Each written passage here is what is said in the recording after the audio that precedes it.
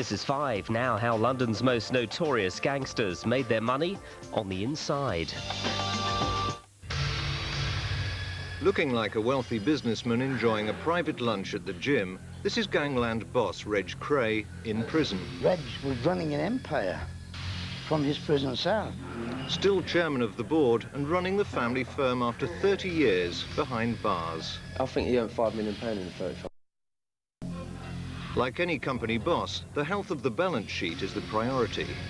Every day, payday to Reg Kray.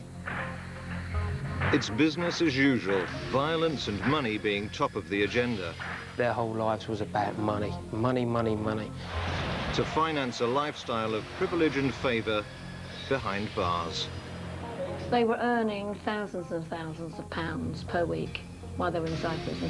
Tonight, people whose lives have been irrevocably affected by the Krays talk for the first time.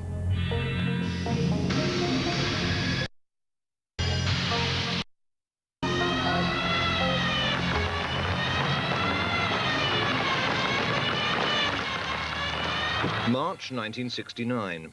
Ron and Reg Kray were found guilty of murder at the Old Bailey.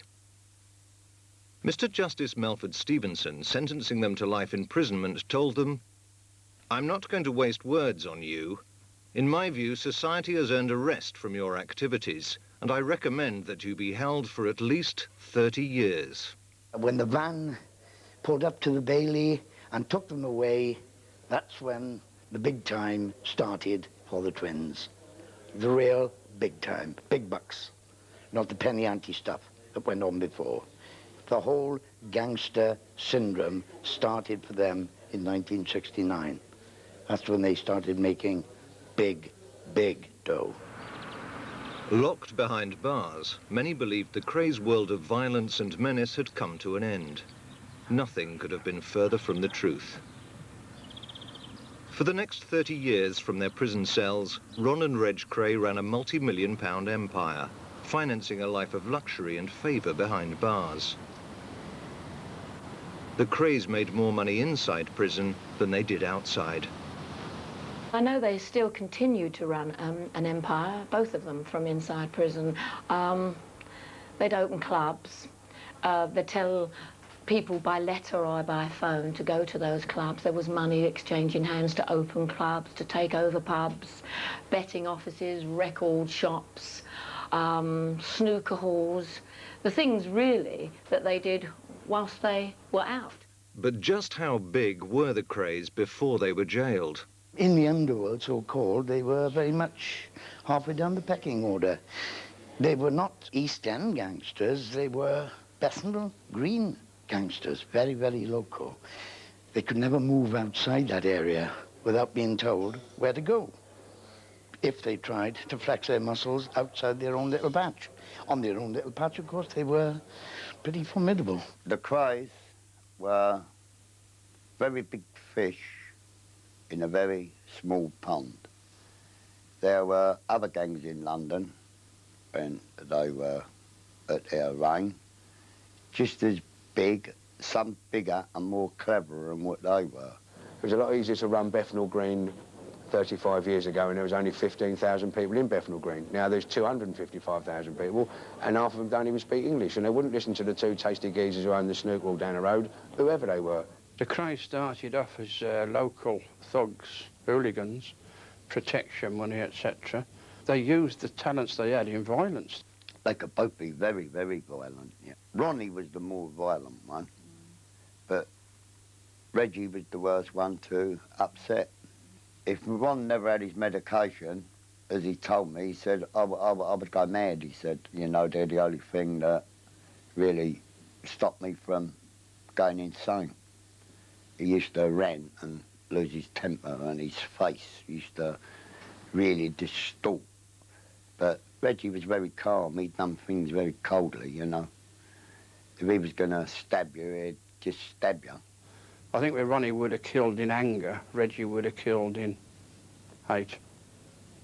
I can remember someone coming into the club and Reggie Kray shoving a comb through their cheeks. Reggie had a long-tailed aluminium-type comb, steel comb, which he shoved through the man's cheeks, both cheeks, tied in a knot. They rolled him up in a carpet and took him out. They weren't rough, really rough people. They were quite gentlemen, you know. It was only if you crossed their path the wrong way that you suffered. Upsetting the Krays brought swift retribution. And Reggie had a big 8-inch hunting knife with a barbed edge on it. And he stuck it through Mickey Morris's arm, and obviously he screamed. I said, pack it up, because I said, you're going to have people run up the stairs. And Ronnie said, never mind about packing it up. He said, do it properly, Reg, do it properly. Put it up his guts, put it up his guts. Violence begot violence. They knew it paid off. So, being twins, the Krays, everybody feared them. That fear, generated by the Krays' love of violence, helped them build a powerful extortion racket in the East End. They had what they called their regular pensions to collect. That was from, like, protection from clubs and gambling casinos and things like that. And then they had their fingers in a lot of other pies, like, you know, where they'd demand a little bit here and a little bit there off of people who had done naughty things but they couldn't really go to the police about, so they'd get money that way. They would hear of the misdeeds of other young criminals in the East End, and they would want their pickings. They were known in the East End as thieves' ponces. That means that they steal off the thieves or take proceeds of their crimes. I reckon they were on an average, like in the 60s, which was a lot of money, about 3,000 or 4,000 quid a week. But the money wasn't ever going in and smashing a place up. It was already there. In actual fact, you went in, you had a cup of tea or a pint. You were made to feel quite at home. And any complaints, it was like television repairman coming. People were looking forward to you coming. Because if they had any problems, they'd tell you the problems, you'd take them back to the Krays. And then the violent side of the Krays, or the people who carried out the violent side for the Krays, it would be passed on to them. The Krays' activities had now attracted the attention of the top echelons at Scotland Yard. Superintendent Leonard Nipper Reid was one of the special team ordered to bring the twins' reign to an end. Nipper Reid believed Sidney Vaughan was going to be one of his key witnesses. The police wanted convictions, but wanted to use me to get the convictions. They wanted me to actually say that I was witness and there when the Krays had demanded money with menaces. Eventually it ended up in the Old Bailey. The evidence I gave to the court wasn't what the police wanted, so I was made an hostile witness. The case against the twins collapsed. Within hours, they contacted Sidney Vaughan. Brothers grateful. Financial aid tonight. 5:45 Clerkenwell Tavern Pub, opposite Mount Pleasant Post Office. Tell no one. I received a telegram saying that money was being offered to me for my aid, etc., by the brothers. No money was ever forthcoming. Now believing they were untouchable, the Krays moved into London's prosperous West End. But their business techniques lacked sophistication. I think the Krays in their West End of London were a fish out of water. So they couldn't hold the same kind of code of silence, the same kind of code of loyalty. They couldn't put pressure on people who were already paying other gangsters, if you like, or other organisations. Seduced by glamour and glitz, the Krays adopted a high profile, mixing with the rich and famous. Judy Garland, Barbara Windsor and Ronnie Fraser, and boxing legend Joe Louis, along with politicians and lords of the realm. Ronnie loved the glitterous showbiz life. When Judy Garland was here, they took her to one of the local pubs, and they had a piano going and that in the pub. And Ronnie, she said to Ronnie, Judy Garland, I'll do a song. So Ronnie went over to this old girl and he said to her, do you know who that is over there, Annie? So she said, no. He said, it's Judy Garland. And she said to him, piss off. And he said, yeah, it's really Judy Garland. and she sung a couple of numbers in the pub. We were meeting or had clientele such as Brian Epstein, Larry Parnes and these people. Their way of life gave the Krays an opportunity, in particular Ronnie Kray, an opportunity to see a side where money could be made. This brought in the Mafia connections for the Beatles, because the Mafia were very interested in that time in getting the Beatles into Las Vegas, because they had all the other big people there. Every stars ended up in Las Vegas, but the Beatles never did. But it never came off, although I think, well, I know Brian Epstein paid Ronnie money. He never actually signed any part of the Beatles over.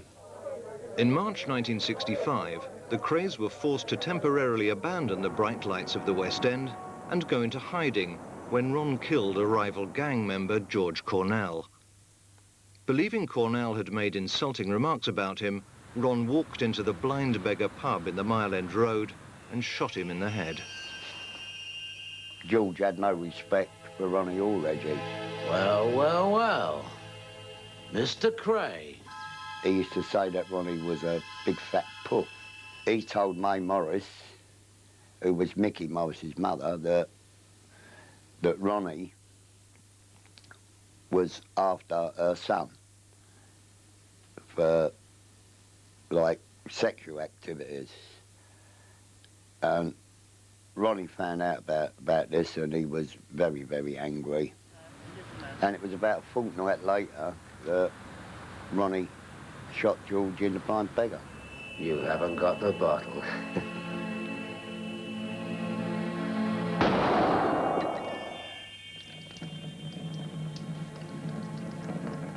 Anyone who gave evidence against the Kray twins was very brave indeed. But I think one of the bravest women I've ever met was Patricia, a very gallant woman, a barmaid in the Blind Beggar Public House in March of '66. I was talking to George. He was a regular customer. And all of a sudden he said, "Look who's here." And as I turned, Ronnie Kray came in with another fella.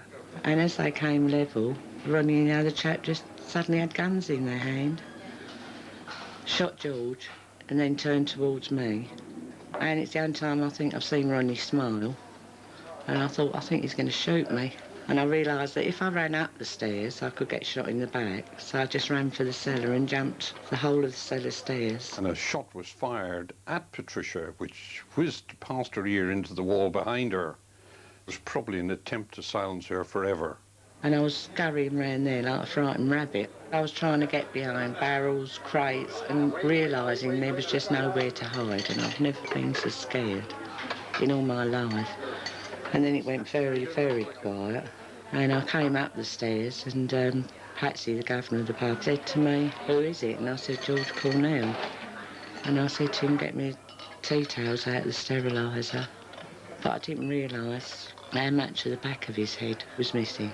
All the blood was coming from the back and bits of brain. And I was trying to hold it together. What a brave woman, after 2 years, to come forward and give evidence of what she saw.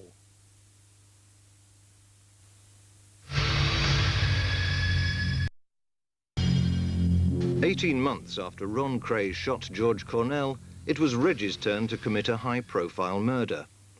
The Krays commandeered the flat of a local woman, Carol Green, forcing her to go to the home of her neighbour and best friend, Kitty Diamond. Later that evening, local villain Jack the Hat McVitty was lured to the flat in Evering Road on the pretext of a party. When Carol returned in the early hours with her boyfriend, she walked into a nightmare. Somebody came up the stairs and said to me, "I'm sorry, Carol, you can't go downstairs. There's been a little bit of trouble and we're trying to clear the place up for you a bit. We don't want you to see it in such a mess." And there was a member of the firm walking up the lower basement stairs, and he had a washing up bowl in his hand. And the washing up bowl was full with water. but you could see that the water was absolutely running in blood. I was made to go and wait in my bedroom. I could hear various noises outside. There was people up and down the stairs, and at one point it sounded as if somebody was being dragged along somewhere. And also, I'm sure at some time I heard somebody say, "Have you got the hat?" or "Don't forget the hat." And that is when Jack the Hat immediately came into my brain, because you always associated Jack with his hat. My boyfriend obviously was also sitting there listening to all this that was going on, and he turned to me and he said, "I'm telling you, they've topped someone." And I said, oh, please don't say that. They wouldn't do that here. But they had. She was ashen, and I said to her, "What's the matter?" And she was crying and hysterical, and she said, "I think they've killed Jack." When we went over and we went down the stairs, I couldn't believe what I saw. I just saw blood everywhere. There was blood on the furniture, on the couch. There was blood on the walls. The window was smashed.